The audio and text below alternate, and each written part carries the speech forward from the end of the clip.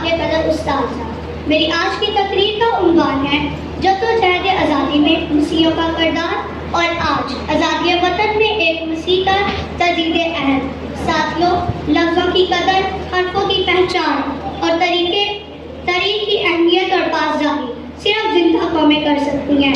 جب ہم آزادی ہند اور پھر اس میں چھپی جدوجہد کے طریق کا مطالعہ کریں تو ہمیں ایک خوفناک غلامی کی تصویر نظر آتی ہے۔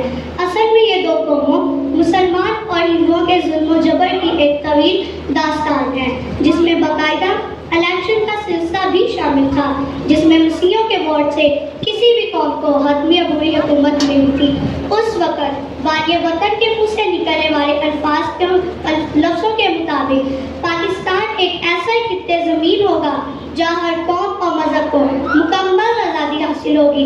اس وقت کوئی مسیح یہ سوچ بھی نہیں سکتا تھا کہ جس ملک میں وہ شامل ہونے والے ہیں وہاں نوکری کے حصول کے لیے کوٹے ہوں گے، جہاں قانون بنانے والے 995 CB یعنی توہین رسالت جسے قوانین بنا کر سر بازار مسیح رہنما کے خون کی ہولی کھیلیں گے، جہاں اپنے عزیز کے ملکی شناختی کارڈ میں ایک مسیح کے اندراج کا طریقہ کار فرق ہوگا، جہاں کرسچن مسلم فسادات میں مسیح بستیوں کی بستیاں جلا دی جائیں گی، جس میں شانتی نگر اور یمن آباد جیسے کثیر مسیح علاقے سر فہرست ہیں، جہاں ہر گلی اور ہر بازار میں مسیح بچوں اور مسیح بچیوں کو اپنی جان خطے میں محسوس ہوگی، جہاں سریعام مسیح پیرش پریسٹ کانوینٹ اسکول رینالا کوٹ کے پرائیویٹائز ہونے پر دھمکیوں کے بعد بے رحمی سے قتل کر دیے جائیں گے۔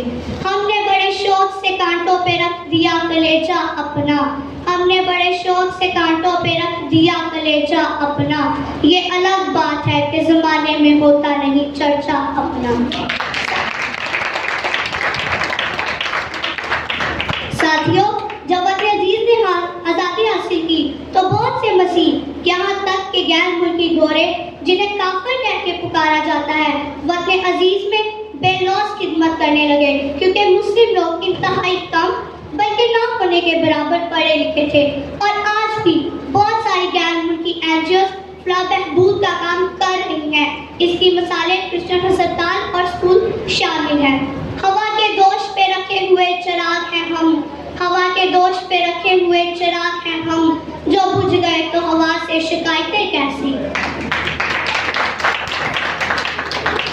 معزز سامعین، جب جدوجہد آزادی کی جنگ جاری تھی تو اس وقت پوری پاکستانی قوم میں صرف مسلمان ہی نہیں بلکہ مسیح اقلیت، جن کا اس وقت وطن عزیز کے پرچم میں سفید رنگ تک اس جدوجہد میں شمولیت کی نشانیاں ایک سوچ رکھتے تھے۔